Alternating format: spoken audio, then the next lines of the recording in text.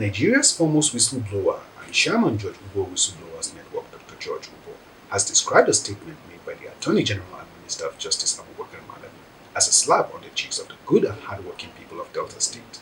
The British government had on Tuesday, 9 March 2021, signed a Memorandum of Understanding to return the sum of £4.2 million as part of proceeds of crime stolen by the ex-convict and former Delta State Governor Ibori to the Nigerian government. This first tranche of money is £4.2 million, and this has been recovered from the friends and family of a certain former governor of Delta State, known to you all, Mr. James Ibori.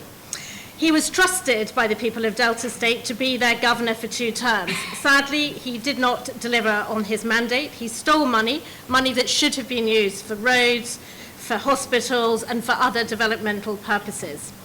The UK has been working really closely with the federal government of Nigeria to return this money. The Attorney General on Tuesday evening, in an interview on Channels TV's Politics Today, as monitored by GUTV, stated that the £4.2 million expected in 2 weeks' time from the British government would not be returned to the coffers of Delta State government because the crime that led to the diversion of the fund was a federal one. The major consideration relating to who is indeed entitled to fraction or perhaps the money in its entirety is a function of law and international diplomacy, among others.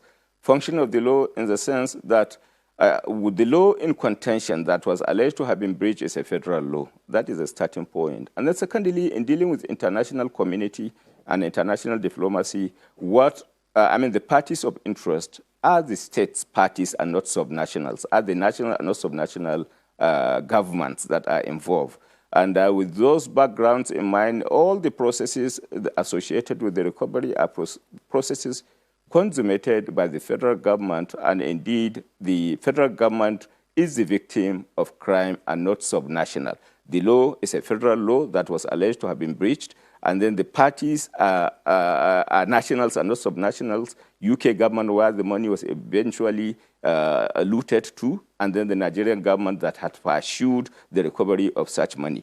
Whether Delta State government will benefit from it or will not benefit from it is a function of local law, but certainly the agreement as consummated by the parties is for the benefit of the for the Nigerian state as a victim of crime and not the Delta State government as subnational.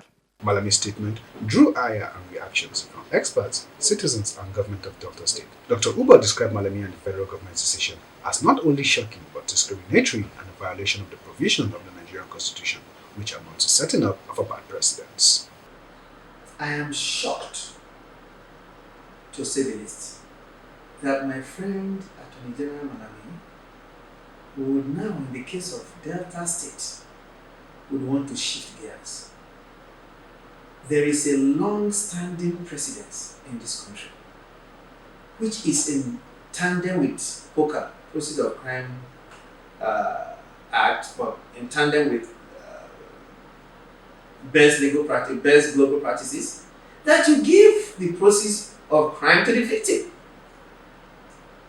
I cannot reconcile the facts nor the law in order to grapple with what the Attorney General has done here. If you give Bayelsa State funds you recover from Alamisia, you gave Plateau State funds you recovered from Darie, not giving the Delta State funds you recover from Ibori is discriminatory. It violates the Constitution. And I just cannot grapple with this. To me, it is a slap, a dirty slap on the faces, on the cheeks of all Deltans in particular. And I will do anything and everything within my power, because this is my state, to ensure that we right this wrong. I'm on that process, and it's just appalling. I don't know where Nigeria is heading.